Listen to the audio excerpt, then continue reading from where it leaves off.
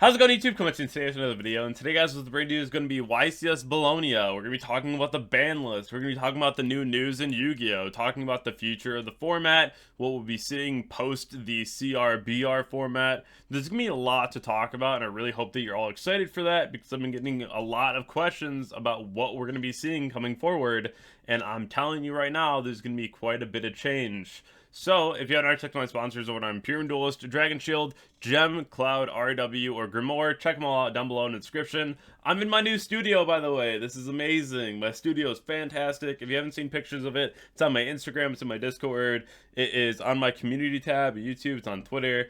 I love my new studio so much. It's a lot of fun. I love being here, and it just means more content. More content. We love that. So, the other thing, too, if you want to directly support me, TCGPlayer Link is down below in the description. If you're gonna buy cards, just use the link. It just directly supports me, and you don't have to do anything more. You're just doing your thing, right? So I think that's really cool. I finally have one of these, so if you want to support the channel, and this is going to be one of the better ways to do it. But the other thing too, the card drive is in full swing. I have like 40 deck cores right now that I'm trying to put together. Between last year and this year, just the amount of people we've been able to help. Last year, on the right here, we had about 55 duels we helped. This year, we're about the same. I'm really trying to get more in, though. The submissions end on the 1st, so if you have cards you want to submit, whether it's cards, deck cores, playmats, what you have that you want to put forward, definitely give me a message on Twitter, Instagram, or Discord. It'll be down below in the description for all those links.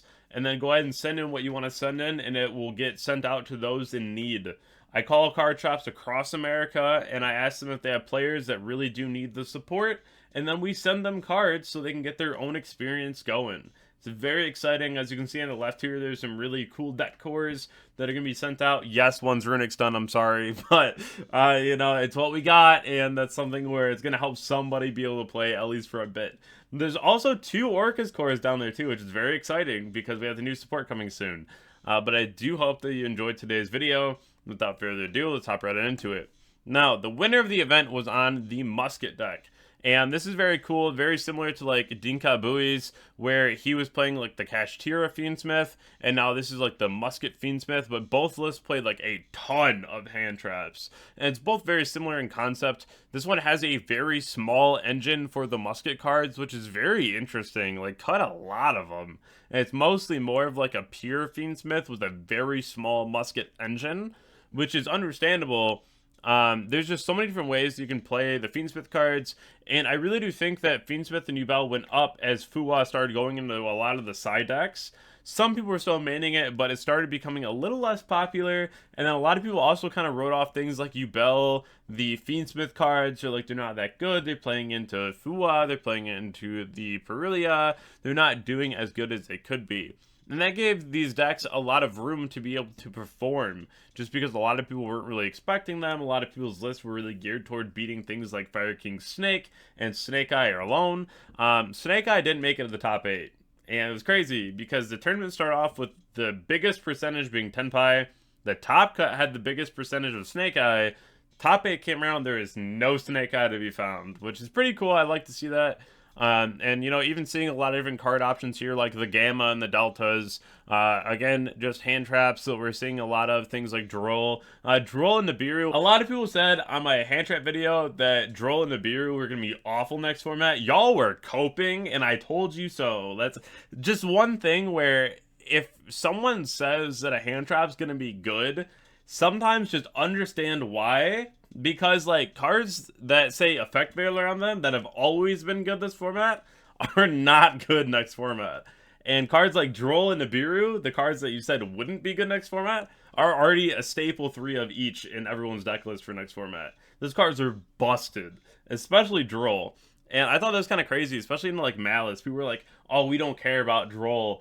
Sure, there are some times where you don't care, but Droll and Nibiru are going to be like the craziest 6 hand traps next format, hands down. You still play Imperium, you can still hit the detonator with it at the beginning of your turn, which is fantastic.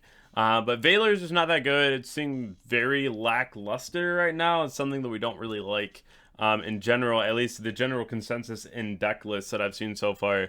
But the cashier cards, the Fiendsmith cards, probably won't be around for too much longer. I don't really see that happening. Clearly, there's going to be an obvious ban list push, and it's going to be probably the last week of December in effect for January. We've seen this the last 2 years. I'm assuming it's going to be the same. So it's going to be like December 27th era that we're going to end up seeing. And again, January ban lists are the slaughter lists, so we see like half the ban list get added.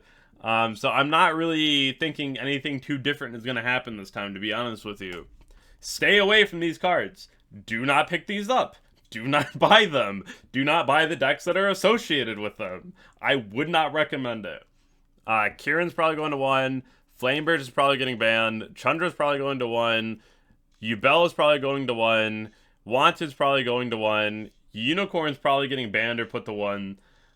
These are things that I think are really common consensus right now, especially Unicorn being such a splashable engine for so long and making sure that you can just like fight through boards or put up like a minimal board, which I think is like fine to have, but I think like nowadays it's just getting to a point where like these cards just gotta get dealt with, right? For the game to progress, and I know some people are talking about like ban Imperium, ban Ash Blossom, because like right now the identity of the game has always just been Ash Blossom. I still think that those cards are necessary just because like they're as impactful as they are benign.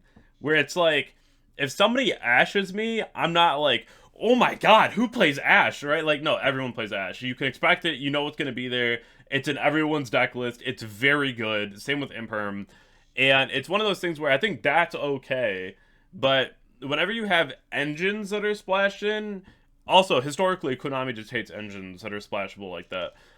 So I do think the Unicorn's going to get banned. I think that it's a high probability that it does. Going into the decks that you should pick up, though, the W decks. Starting from the back end over here. The Bestial Control deck, absolutely. We're getting the new Blue Eyes structure deck that's going to be fantastic. It turns Valor into a dragon, which is just excellent. Also, Druis Worm into things like Detonator. Also, W card. I think that we're going to have a lot of fun this format with the Bestial Control deck, especially with the Primate cards. So we'll definitely have to wait and see. I think that deck's going to be very strong, though, and I would heavily recommend picking that up. I think that the White Forest deck with the new support coming out in Suda is going to be very, very strong, too. So that's something that you can consider picking up. I still think they're going to end up, like, limiting Fountain and, like, banning Tip, but we'll see. I think that we have to get to a mindset of new cards, new Yu-Gi-Oh!, new expectations. And a lot of people are like, well, why would you get the Runic cards? The Runic cards are nothing healthy. They never have been healthy. They're not healthy. They're not good. I do not want those cards in the game. I hope they get hit. And moving forward, the White Forest deck is probably going to be more of like the White Forest toy box with the new cards. So we'll have to see, but I do think that that deck's going to be a lot better. Memento is just always a tier 2 deck that's able to do well. I think that at YCS's, you're more likely to go X3 with the deck, but if it's your day, you can go X2. It's one of those decks that maybe it gets more support, but it's still just like a really solid deck at the moment. If you think that you need something at the moment that's going to be a little bit better than what we're seeing out the gate with CRBR format, then having a deck that's already kind of solidified itself is going to be a good choice. My number 1 overall sleeper pick for the next format is Melodious. I think this deck is just fire. If you're playing Melodious, you can play Orange Light. When you side into Lancia, you can Orange Light dump Lancia because they're both fairies. And then Chapina can add back Lancia and you can keep looping it onto Malice. Melodious has so much room for non-engine. You can play a lot of hand traps. You can play your own engine that's really solid. You have cards like Arius that are just like super good. So that's something where I think this deck is going to do really well. The deck is very cheap.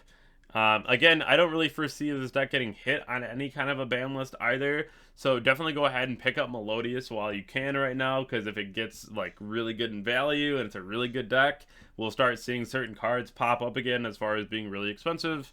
But as far as right now, though, the deck is very inexpensive. Pick up Melodious, play Melodious. I think it's going to be a very good choice right now. It's probably going to be in my top 5 for next format at the moment. But we haven't seen a ban list yet, so we don't know.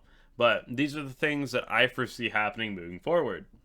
If you did enjoy today's video, definitely let me know down below in the comment section. Join my Twitch, Twitter, Discord, or Instagram, and subscribe to the channel if you haven't already. We're looking for that 30,000 subscriber mark. It's gonna be a lot of fun when we get there.